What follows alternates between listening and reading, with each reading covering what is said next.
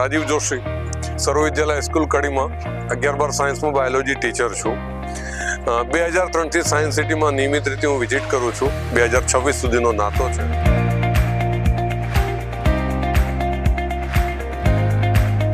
આજના wetland day માટે ખાટુસરે જે અમને માહિતી આપી, અમારા બાળકો એ વસ્તુથી ખૂબ પ્રભાવિત છે.